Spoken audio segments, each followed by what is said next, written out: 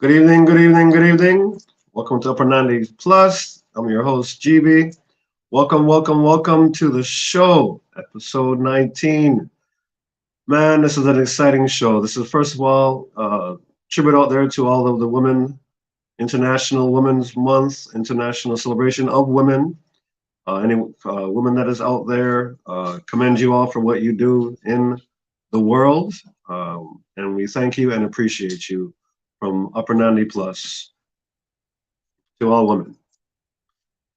On this episode, got a very special and dear friend of mine on, call her the Queen of the Midfield. She is a wonderful, wonderful woman. And to have her on to celebrate this month is really, really great. She is a footballer. She's a mom. She's a businesswoman. She has many, many facets to her and really touches people's lives in more ways than one. So without further ado, I want to bring on Kelly Hogan Morphy, I should say. See, I know I was going to mess that up, right? Hey, GB, it's good to see you. Hey, Kelly, how are you, my friend? Doing so well. How are you? Doing well. And thank you, thank you, thank you for coming on, taking time out to be on the show. We greatly appreciate it. It's my Just pleasure. wanted Thank you to for doing the show. say hi. And again, just thank you, thank you, thank you. I don't know. It looks like I got some kind of shadow or something going on here. Maybe come back a little bit. Is that what you do? All right. Better? I'm thinking so. Okay. Is it the glass? Should I do that? I can do this? Do that? Do that? All right. All right. So anyway, without further ado, how are you? How is life? What do you have going on nowadays?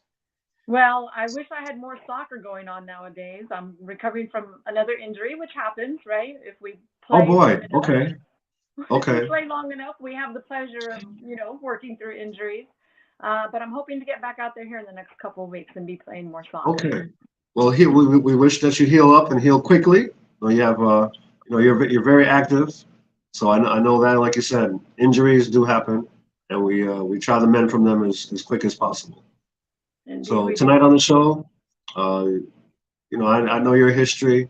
So why don't you just start off with just giving some of the folks a little bit of your background, where you were raised, how you came to here to the States, and I'll just let you spiel, and then we'll go into some questions and answers afterwards. So give us a little history about you, Miss Kelly. Sure, absolutely. Well, I started playing soccer where my family is from, which is Ohio, and I was a little bit envious of my brothers for being able to play soccer. I wasn't quite old enough yet to be on the soccer field, but I didn't let that stop me. I started playing at the age of 5 in Ohio, and when I was 7, my family moved to Guam. My parents had actually lived there.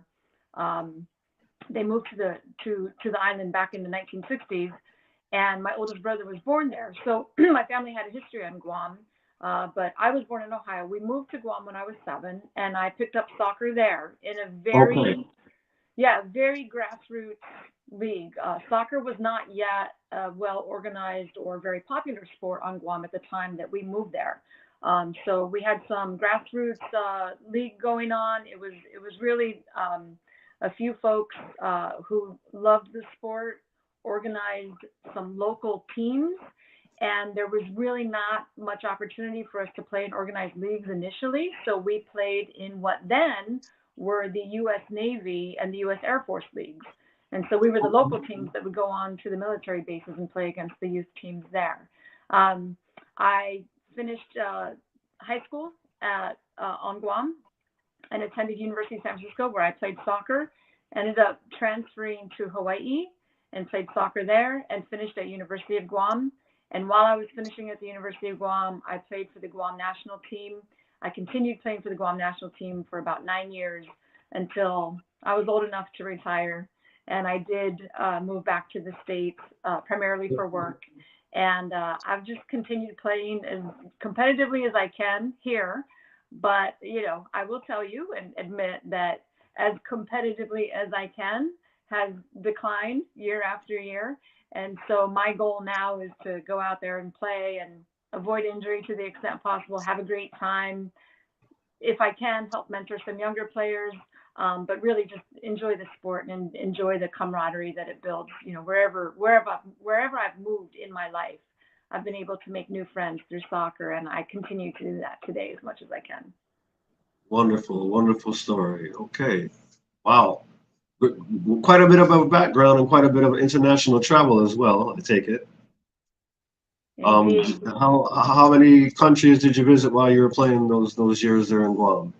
Yeah, so while I was playing and then as an administrator for the Guam Football Soccer Okay. Association, I visited, traveled to Fiji, Singapore, Hong Kong, Korea, Thailand, Malaysia, Japan, the Philippines, and the list goes on.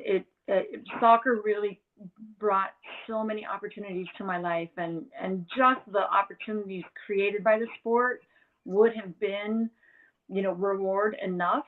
But it's also brought health and well-being to my personal life. And so in addition to the countries that I've visited and the places I've gotten to see because of soccer, I'm also very grateful to the sport for helping me stay healthy and well connected all these years. Very nice. And thank you for that. Thank you for the explanation there. The fans wanted to hear a little bit about that as well.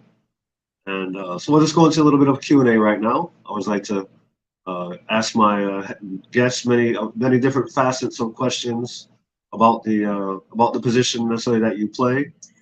As far as I call you the queen of the midfield because technically when you run the whole midfield, you start in one position and then you're all over the place. So that's why we labeled you that as well. So it's going into the first question here. How old were you when you started playing? I heard you say 7, but was it earlier than that, or was it when you actually got competitive at 7? So I actually started playing at 5. Okay.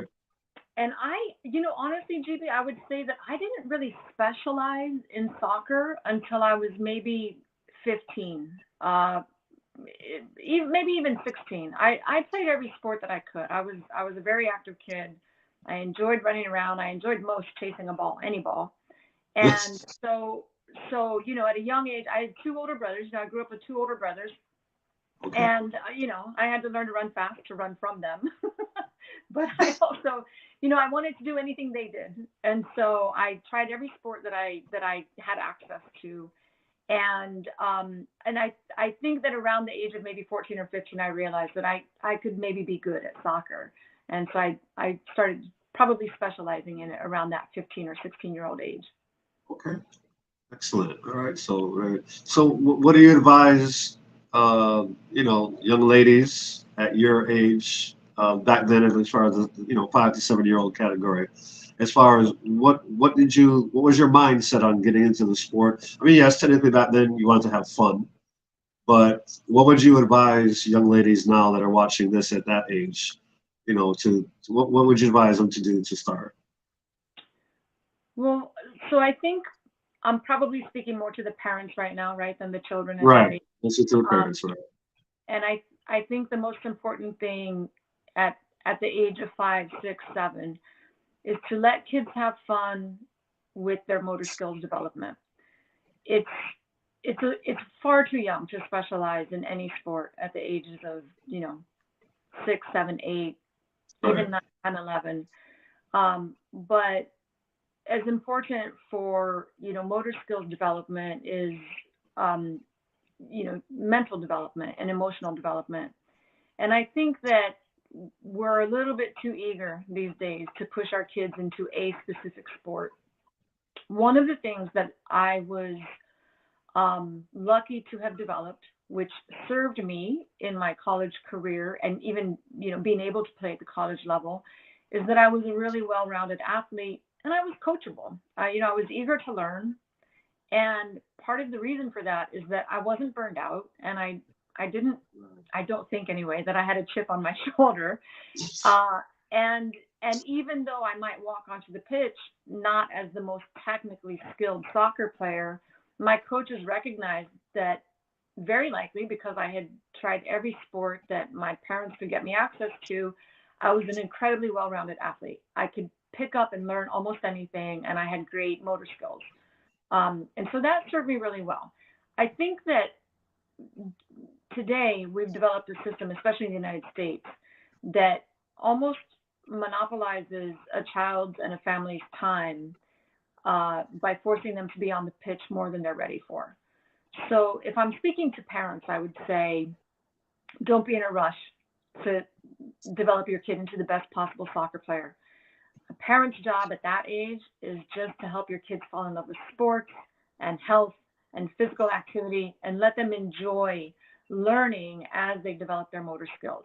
And then, when they're 11, 12, 13, if there's one sport that they seem to have a knack for and that they particularly enjoy, allow them to specialize more in that sport. But I think that at the youngest age, they just need to have fun. And as a parent, you need to have fun watching them without putting the pressure on them or on yourself for them to become something more than what soccer should be at that point. Very nice. All right. Okay, parents, you heard it. You heard it. You heard it. You can't say we didn't talk about it on the show before, but now you've really, really heard it, right? All right. So next question. What event piqued your interest in football, soccer? Again, at the earliest ages, because my brothers were playing it. Anything my brothers were doing, I had to be there doing it. And I'm sure they didn't appreciate that, but I, in retrospect, appreciate it because it got me into a lot of different sports at a young age. I had a lot of fun. Nice. But then I think, as I got older, so, when I was in high school, I recognized that I might have some talent in this thing. And becoming good at it, becoming good enough that I recognized I was good at it, that drove me to want to do it more. And then, if we continue through the stages of life, my greatest interest in the sport right now is that it's part of my social connectivity. It's part of what I do for my own mental health and my own mental well-being and staying connected with friends and finding new friends and having a balanced life in that respect. I see. All right. Well, then here's a question for you. What position did you actually start off playing? Because majority of the time, the position that I started off playing because I was the fastest on the team was, center back, but of course ended up playing a forward. But what position did you start playing? Wow. They put you on the field. I don't remember when I was really young what position I played, but I can tell you that in high school and through those years, I was primarily a center mid. Okay. And again, that was most likely because I had more experience playing than many of my teammates. Many of my teammates at that age, they had picked up soccer only that year or a couple years prior. So I was one of the more experienced players on the field. When I went off to college at University of San Francisco, I played an outside mid. I played left mid. Okay. And then when I started playing for the Guam National Team, I initially was a sweeper. We played a 4-4-2 with a sweeper and stopper, sort of a libero. And I never thought I was center back material, but that's where I ended up playing initially and eventually moved up into a center mid position. And I think today, it's my natural position. I see the field pretty well, and I don't have a nose for the goal like a striker needs to have, and I'm not incredibly aggressive, and I'm not aggressive at all in the air, and so I don't think I make a good defender anymore. So I feel pretty comfortable in the center mid position. So the aggressive nature, you kind of settle back and just watch the player, and then of course you take the ball and you go along your separate ways. All right, I get that. So, what did you do to get better each year as a footballer? Well, you have to have technical skill, right, to be able to play at almost any level. I would say, if we're not talking about the youth, under 10, under 11 levels, then you have to have developed some technical skill. And as with any sport, you absolutely must continue working on your technical skill. Just the way you touch the ball, it can evolve and you can advance it with practice. And you have to have some pretty sophisticated touch on the ball throughout your career if you're going to play competitively. But I think where there's an area of growth for all of us, regardless of our age or our technical skill, is in developing a more sophisticated understanding of tactics and strategy. I think of now, whether I'm talking about offense or defense, I think of the individual level. So as a player on the field, what am I individually responsible to do, and what are the decisions that I have to make as an individual player? And I think about it as a small group tactic. So if I'm in a game situation on the field and I'm playing center mid and I've got an attack coming at us, what are the two or three teammates around me and I doing as a small group to ensure that we're defending well in this situation? And then what are the team tactics? So, what has the coach, or what have we as adult players who don't have a coach decided that our team tactics are going to be? Are we marking up high? Are we pressing high? Are we going to let the opponents come at us a bit? And I think that, from the youngest age of competitive play, which again, I would suggest should not be younger than 12-ish, those learning the team tactics, learning the small group tactics, and learning the individual tactics and how to apply different tactics in different situations, we can all continue to grow and learn in that area. Okay, and thank you for that. Thank you for that. So, like you said, a wide array of mental, as you stated before, to have a older child development skills that can handle that specific aspect of the game. So thank you for that. Now, how vocal are you as a central midfielder, and how is it important to be vocal? You're sitting there laughing. Oh yeah, you're vocal. When we played, can hear you, on I-4 when you're talking. So yes. Well, I think every player has a responsibility to communicate with their teammates, regardless of position. And I tend to speak a lot on the field. I think we all should be. I'm not particularly loud. I don't have a very loud voice, but I want to make sure that my teammates know either where I am, how I'm defending with them, whether they have time, whether there's a run happening that they can't see. Certainly, if I'm the one making the run and they may not see it, I need to call for them so they understand that that's happening. But I'm not the kind of person, not anymore anyway. I don't think I ever was, but I'm not the kind of person to harp at a teammate or be vocal in a negative way. But that proactive communication, I think, is really important on any team. Excellent. Thank you for that. And by the way, when I'm at loud, meaning when something needs to happen, that's when we really hear you. Basically, that's the point where I'm saying, yeah, we hear you, because you're seeing something that we are not seeing. So, thank you for that. Now, yeah, and if I could add to that, GB, I with goalkeepers over the course of my years, and I don't feel that your goalkeeper. I always need to hear my goalkeeper, and then building from the back. I mean, if you're playing, with either 4-back or 3, whoever's holding down that center back, you need to be able to hear them as well. And then what we as midfielders and strikers do in terms of, but you might have some problems on your hands. Oh boy, got you. All right, so how often do you give directions to your teammates? Yeah, I think that's sort of a constant chatter going on. If I'm not too if I'm in shape and I'm not too winded to be talking, again, we should all be talking, pretty much constantly. Every time someone's about to receive a ball, they should hear from their teammates. If not to provide specific direction, then to at least provide some cues about context. Right. What might be happening behind you that you don't see? Do you have time? Can you slow down? Do you have a man on hard?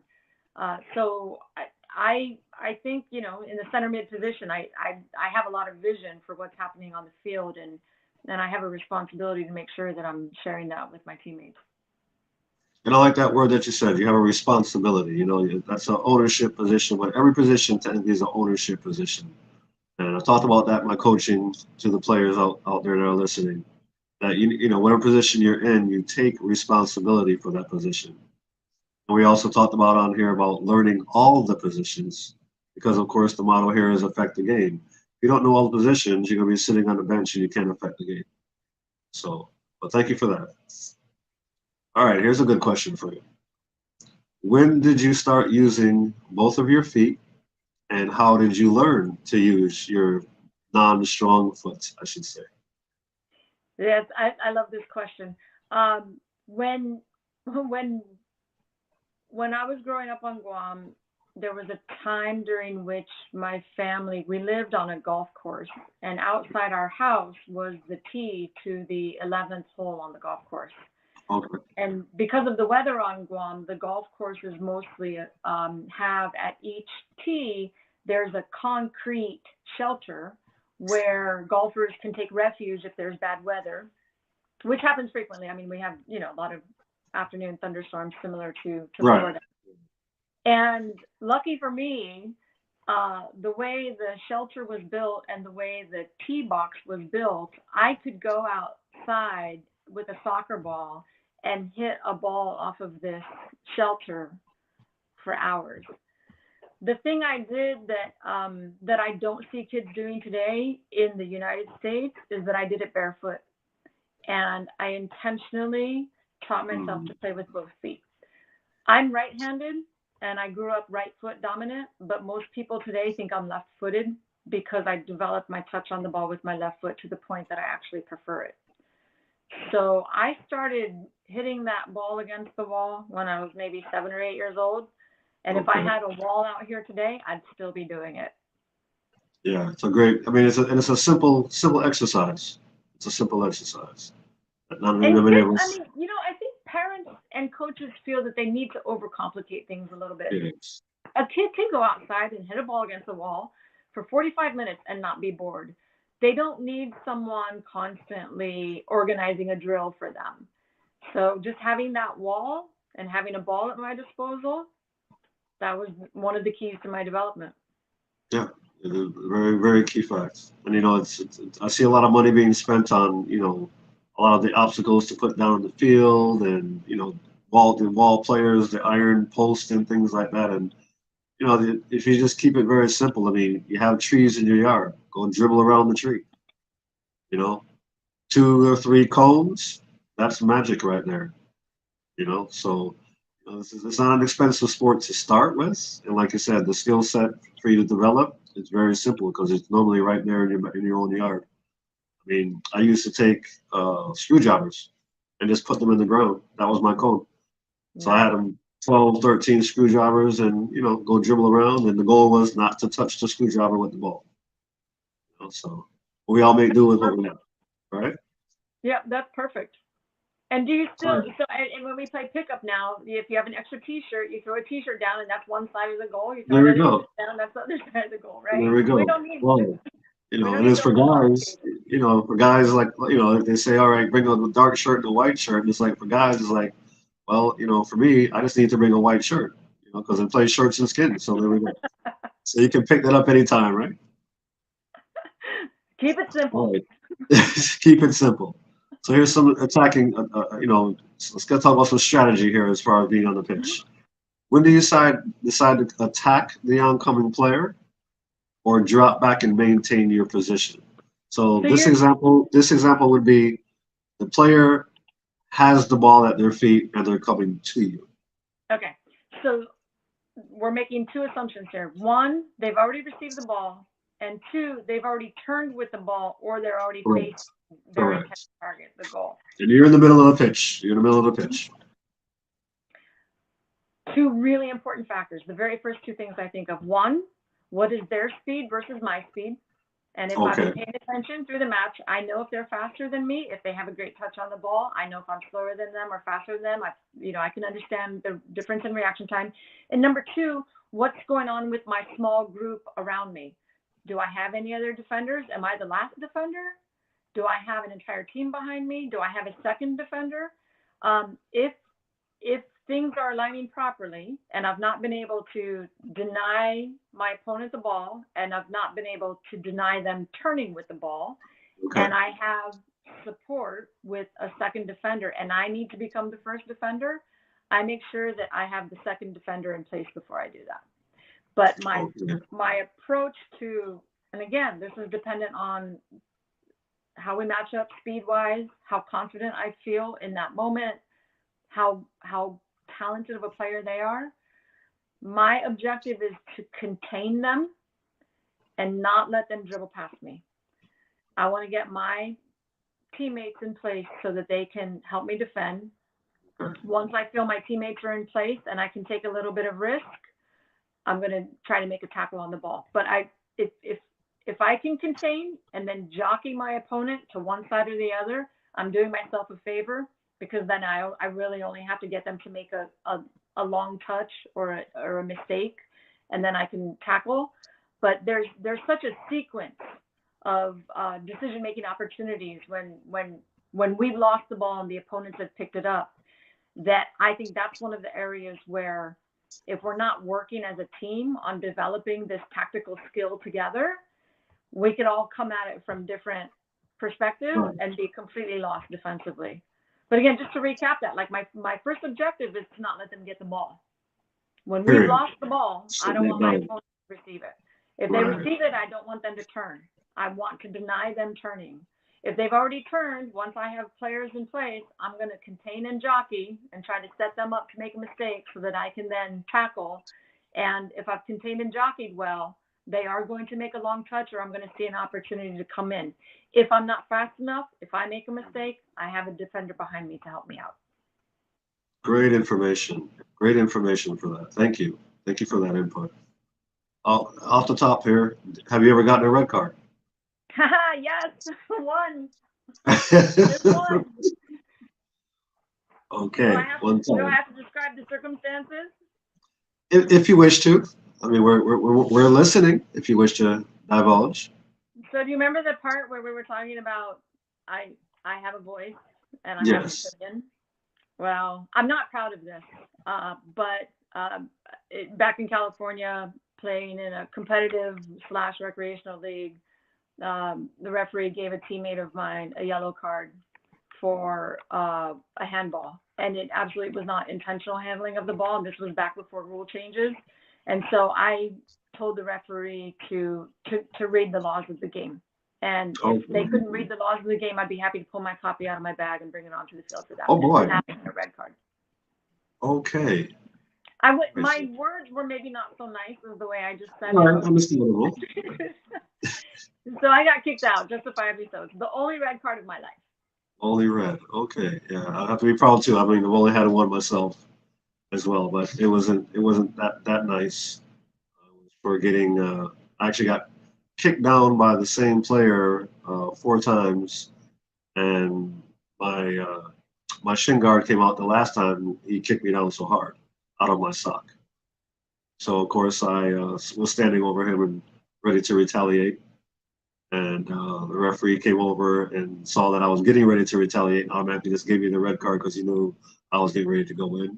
So I told him, I respect that, thank you, because I needed to calm down. So, just one myself, so we're tied 1-1. Red cards and referees, I feel as though it's a real shame these days that we allow players, parents, fans to get away with the abuse of the referees that we do. Yes. When we talk about development of the game, there are 3 elements that have to all come up together at the same time. One is the players, one is the coaches, and one is the referees. And if we continue abusing referees the way that I see in everything from MLS and Premier League to under 10 youth, we're going to lose our referees. We need to find a way to protect them better. The vast majority of referees are refereeing for the love of the game. And yes, maybe they get compensated some money, but they're not out there to get rich. Correct. And we can't play the game at high levels without them. So I think, if there's a call that I could make to the football community, it would be, let's find a way to protect our referees and ensure that they can do the job we're asking them to do to allow us to continue playing. How do you feel about the current VAR situation? Do you think that's good for the sport? Or? My jury is still out on that. I have to admit that I have a guilty pleasure. I do as a fan like it, but I want to see a little bit more about the impact on the overall game, and I want to see more of the impact on refereeing in general. What I will say that I would be a strong advocate for is deterring players from delaying or faking injury or the dramatics by requiring that if the match stops for you, you are required to come out of the match for let's just say, for argument's sake, a minute. If the match has to stop for you and it wasn't deemed to be a foul against you, then you have to come out. And I know as a fan that would improve my watching experience, and I think as a player at that level, it would improve the quality of play somewhat. But VAR, I just want to see a little bit more outcome, a little bit more data on how it's affecting the game. I like it as a fan, but I'm on the fence. How about you? What do you think? My main objective with whether it's VAR or the referee's decision, the main goal to me is to get the call absolutely correct. So I think it weighs on both facets. I mean, I don't see a referee ever saying after a game, I made a mistake or I missed the call, and take ownership of that if they did. And it's because, like you just stated, though, the backlash that they would receive. Not necessarily saying it publicly, but you have to write up a referee report after the match. Yes, it doesn't need to be broadcasted publicly, but some referees, to me, just carry a very big chip on their shoulder. Like, if I got it wrong, it's still right to me. I like the VAR because it's as close as getting the call right as possible in my mind, but when it's done correctly. I mean, I'm an Arsenal man, so, we had a fiasco a couple weeks back where a referee got the call incorrect and we had to drop points. And thank goodness for our sake, we weren't just crying wolf, because at another game at the same time as ours, it happened with another referee as well. So to have that happen like that, and I like the swift impact that they did make because, of course, both of those referees that did the VAR were reprimanded and no longer in that position. Mm-hmm. So to me, if you're going to have a VAR or if you're going to have something involved like that, you need to have some kind of swift justice to take place. Right. But I'm for VAR. I like it. I like it. All fair points. Yes. Thank you, and thank you for that. Thank you for that. All right. So I'm going to read a comment here. So just hear me out on the comment. Mr. Jerry Hogan has commented. I know that guy. She was going to soccer player and she was playing goalie as a 7-year-old and got knocked out. When she came to on the pitch, she asked me if the kid who knocked her down had scored. Does that ring a bell? Well, I'll tell you, I've heard that. No pun intended. No pun intended. Does that ring a bell? I've heard thank you, Mr. Hogan.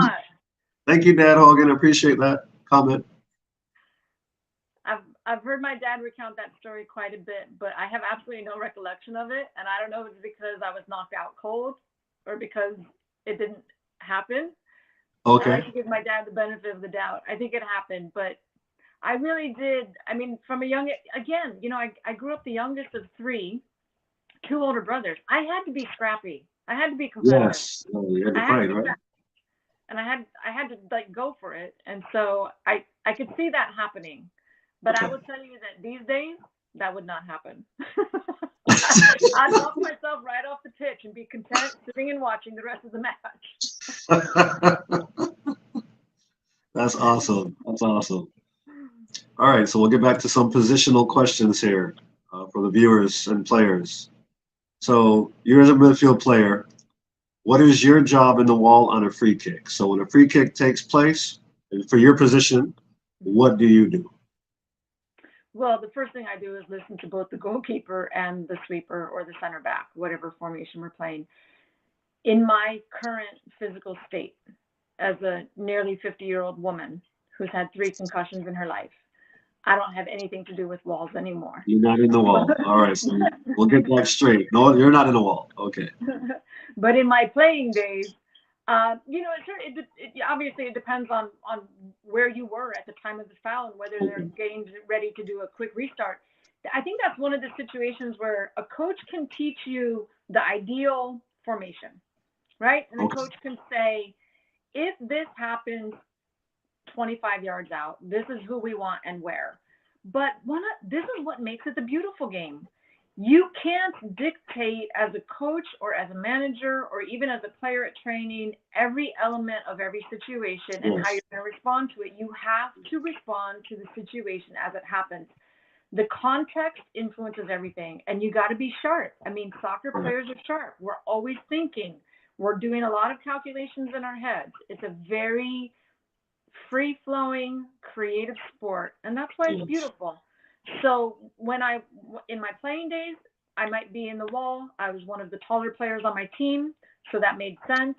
If I was fast enough to get into the wall, I would be there, but I'm always listening to my goalkeeper and to my center back for instruction because Okay. that really, I think, has to be primarily their call. And then everybody has to be pretty responsive and pretty quick. Okay. Thank you for that. Well, Appreciate that. tell me, like, what was did you come back? You're a tall dude. Did you come back into the wall? No. You were up. Yeah, I was tall, but yeah, but I was 140 pounds. Uh, Uh, my coaches always thought that I would get broken in half by getting hit or, getting kicked down. Thank goodness, all my life I never had an injury, but no, they wanted me to be up front, and as soon as that hit the wall or whatever, they knew that they could just boot down kick the ball down the field, and it's called GB Go Get It. nice. That, Okay. that was the name of the practice sessions that we had on free kicks or defensive clicks. It was Perfect. GB Go Get It. Just clear the ball, and I'll go get it. No problem. So your responsibility in the wall was to actually be the counterattack. Correct. Take the pressure and relieve the pressure from them. Mm-hmm. And of course, relieving the pressure meaning take on 2 or 3 players. And my job was to get fouled if I had to do that. Which some people think I'm crazy, but I love being fouled. Unless To it's me, 4 times in a row by the same guy, right? That pops your finger right out. I love being fouled because if I'm being fouled, that means I'm affecting the game. Second, if I'm being fouled, I'm maybe possibly drawing yellow cards on their players. Right. Now they have to shift the way that they play, not necessarily against me, but now against my teammates. Right. So when I step on the pitch, I try to take out 2 or 3 people doing something, get underneath their skin, or whatever, what have you, to just throw them off a little bit. But I was counterattack. That was relieving pressure for my teammates. That was my job when it came to that. Thank you for asking. I appreciate that. All right, so next question. Free kick. Now we're doing corners. What is your thought process when there is a corner and you're playing defense? You're not playing offense. Oh, You're on okay. defense. So you're on defense when it comes to a corner kick. What are you doing in that position? When it comes to that. Well, so my default for approach in Okay. defending corner kicks because I let me just say I'm a little bit of a older school player, right? Traditional. Inside the box and directly outside the box, everybody has to be marked up. You cannot let Okay. one go Okay. because things can happen so fast, right?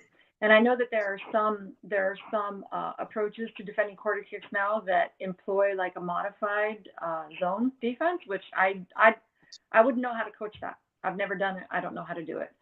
Um, again, so let me just be transparent and say now that I'm older and not as as, All right. as fast and strong as I used to be, I'm not going to be our best defender of anything, let alone corner kicks. However, in my playing day, when I was playing center back, my position was almost always to take the post, the near post, because Okay. I'm not good in the air. So Okay. I don't win air balls. I've never been strong in the air. So getting me sort of almost out of the way and just taking one of those posts was the best thing for my coach to do. Um, and again, communication is so important in that situation. Everybody has to make sure that each attacking run is marked up and that your defensive run stays goal side. It takes a split second for the attacker to go by you. You have to stay goal side. You have to be really diligent. Can't get lazy for even a moment, or else boom, there's a goal. Makes sense. Makes sense. And the viewers out there know that we've gone over that kind of coaching, and you're just putting a stamp on exactly what we've been coaching here on this show is defending goal side, forcing them to either side of a pitch, forcing them to their weaker foot, you know. And it all starts with, as I coached before, as soon as you step on the pitch, you're looking across, just look at the players. You're looking to see who kicks with what leg. You're looking to see who's the weakest link. So now when that time comes in the game, you know how to affect the game and take someone out that could possibly help your team to win. Right. All right, so next question. Is there ever a time that you're not moving, in your opinion, on the pitch? If I'm on the bench. But On the no, bench. no, I can't. I mean, when would we not be moving on the pitch? Well, I mean, I see players nowadays, the ball's on the other side of the pitch and they're walking. Or they're Okay, just so standing still, right? And not okay, I necessarily tracking back to help. You know, I we're all think not Lionel someone Messi's. Yeah, we're all not Lionel Messi's. Who gets paid to not necessarily play defense, right? right. So, So I generally think that if you're on the pitch and you're not like, in the wall or setting up for a set play, you're moving. You okay, might be moving aggressively to get into a great attacking or defending position, or you might be doing some active recovery, right? We can't all sprint for all 90 minutes. So there are times when we do have to take some rest. And if we're doing active recovery and just jogging back to get into position or to recover, okay, that's fine. That happens. But even when there's a dead ball, I mean, you're typically at least walking or jogging. But especially in the center mid, I mean, you get very little rest. And that was one of the things that I loved the most about playing center mid, even just a couple of years ago, is that I felt really fit. I wasn't the fastest player on the field. I wasn't the strongest player on the field, but I could run. And anytime my teammate got the ball, I was proactively making a run into productive space to help them. And anytime we lost the ball, I was proactively running into space to help defend. Uh, if you can't run, jog, right. sprint, and do a combination of all of that for 90 minutes, then you can't be a starter. Makes sense. Makes sense. Not everyone is made up for that. You're correct. So, next question. Who who is your favorite player other than your position and why?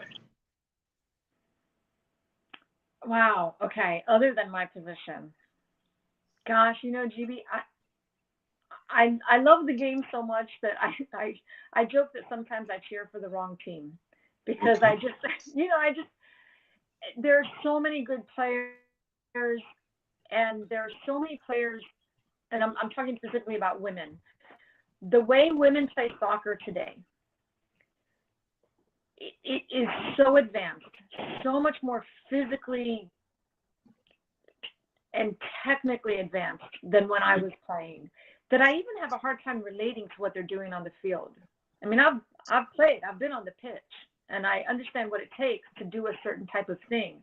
But Right. they're doing it at a speed and at a level of technical expertise that I mean, we could have put together our best college team, an all-star college team back when I was in college, and we wouldn't even beat the best high school team today. You know what I mean? Like it's a Yes. whole different world. So when I watch football, whether men's or women's, whether just local rec league or professional, I admire what what players are capable of doing today. It would probably be too easy for me to say that some of my favorite players are the players that I played against, back in the Right. day. When I was in college, it was the same time frame that Julie Foudy was in college, and so I got to play against her when she was at Stanford, and because I played against her, I was always impressed by her. I thought she was really, phenomenal, and she's grown up, so to speak, to be such an impressive and wonderful woman that it's hard to not like her. Today, when I go to MLS games, Pereira is my guy, because I like the way, selfishly, I think he reminds me of me. but I mean, I can't name a favorite player, and I don't know if that's a cop out, but I'm just impressed so much by all the modern players. They're phenomenal. Wonderful, wonderful. And thank you for that. No, you're not off the hook. Who's your favorite player who doesn't play your position? um, well, I had a couple players actually that I crafted my game after at a young age. Uh, Ruud Gullit, who played for the Netherlands, Hmm. and then of course Thierry Henry. Those were my two guys. Ruud with the power, how to keep the ball, but then of course the speed from Henry. Like you said, technically gifted, but doing things at speed, dancing around people, and ultimately putting the ball in the net as the goal is. So those are my two. Those are my two. Nice. Good Crafted my choices. Good choices. And my challenge now is to get Katrina and I have a challenge to get you to have a woman on that list. Yes, that's true. Well, I'll put it. Actually, there is a woman on the list that I crafted after Cindy LaRue. Nice. She's my favorite player. Got to meet Well, her at a couple of Atlanta City games, taking some pictures. But I've watched her when she was younger, in her younger days, playing up till now, and back to the speed, but technically gifted doing things at speed. That's what I really like. But Cindy LaRue would be my favorite woman player. I'm sorry that she left us. I'm glad she's doing well. I'm sorry she left us here in Orlando. But speaking of her, like let's also just pause to recognize that women who are professional athletes who have babies and then come back Yeah. to sport at such To a the high sport. level is Yes. so impressive and phenomenal. And I have 3 children, and I can attest to obviously the changes in your body and how far back it sets you physically to be pregnant and give birth. It's really impressive that these women are coming back from having children and playing so well and with such, Right. not just integrity, but physical prowess. It's really fun to watch. Was it harder for you after the first child to come back, or was it harder for you after the third child to come back? Oh, that's a great question. They were very hard in different ways. Uh, After having my first child, I came back to the pitch at about 6 weeks postpartum, and I wasn't supposed to be playing yet. Wow. But Okay. you're a soccer player, you know this. If you show up with your gear and say, no, no, Yeah. no, I'm not here to play, but you have your gear on your back, it's sort of obvious Yes. what's going on. So I went out, and obviously my center of gravity had shifted quite a bit, and like literally the bones within my body had moved and hadn't gone back. And it was a fun, competitive but recreational league game.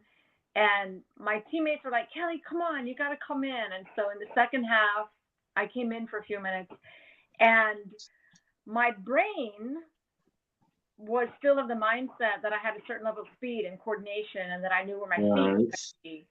And a ball came toward me, and my brain went after it, and my body did not.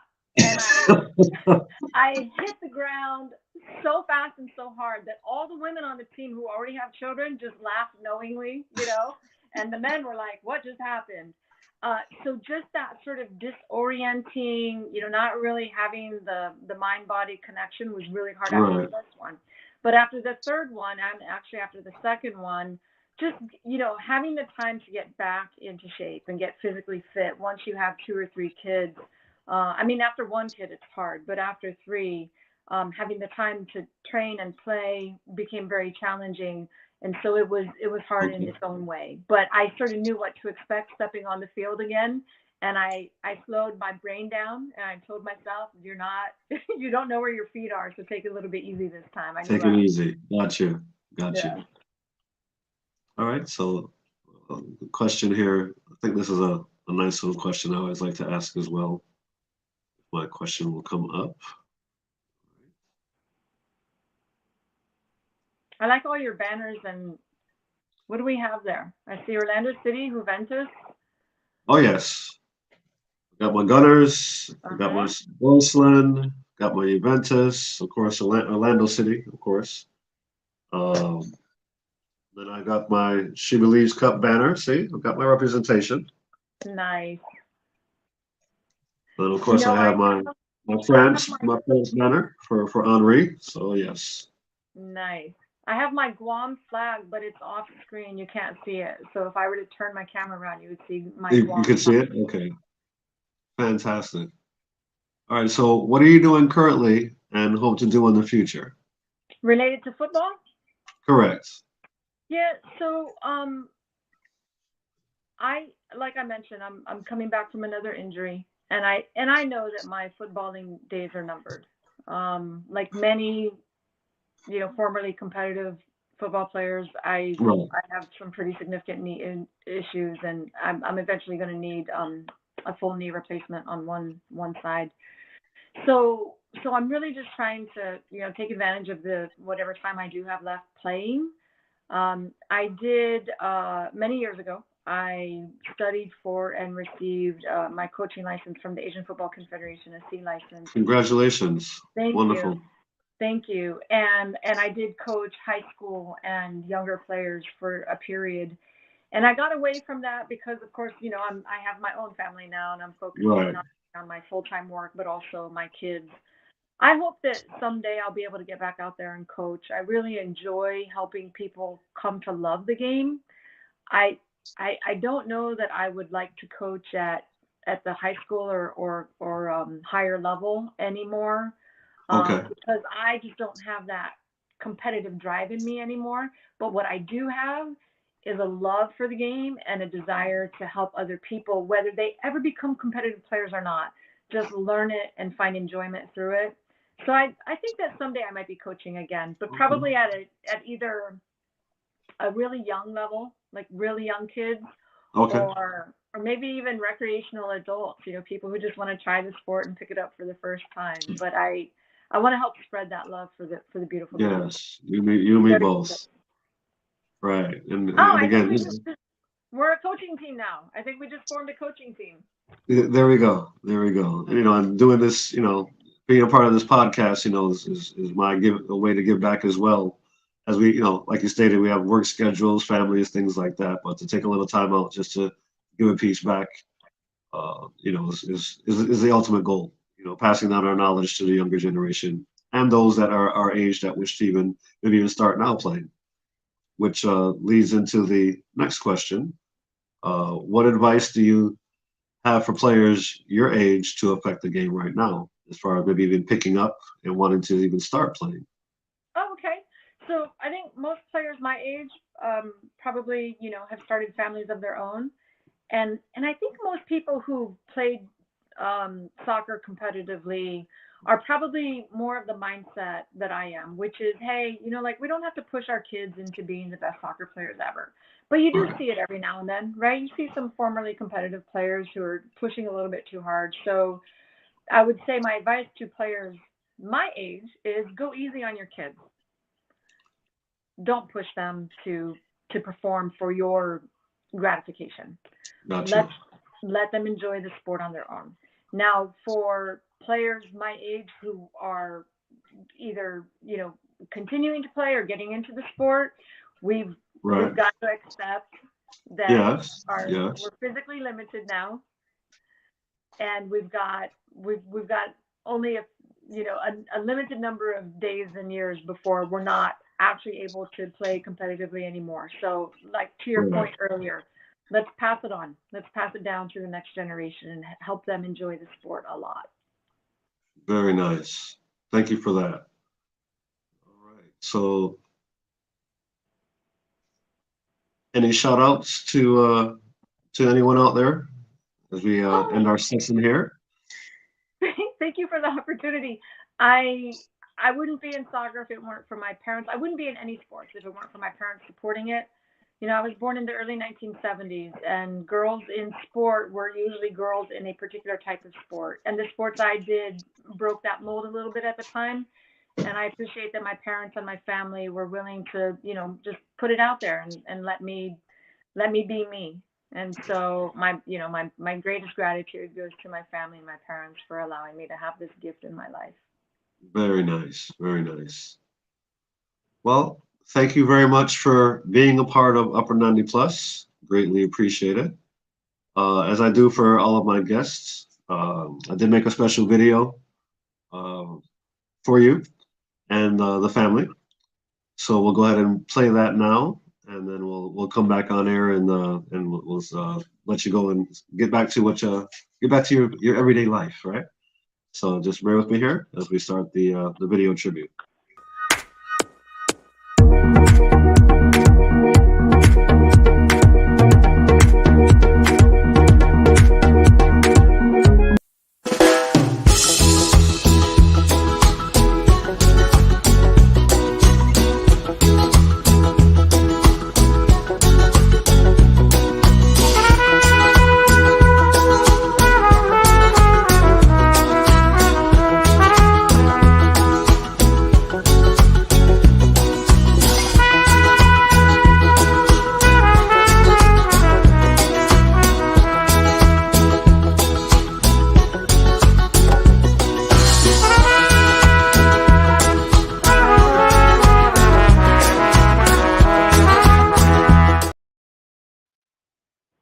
Thank you so much, GB. That is so sweet. And thank you to Katrina as well. I know that she runs the show, and you guys are doing an amazing job, and you're doing wonderful work for football. Thank you. Thank you as well, and thank you again for being part of the show, Kelly. We appreciate you. All right. Keep up your good work. Thank you, and you take care. All right, and we'll talk soon. All right, folks, that's the show for tonight. I hope you found it enjoyable. We really enjoyed, and again, celebrating a Women's Month. First female soccer player that has been on the show. And we hope it was a learning experience for you as it was for me as well.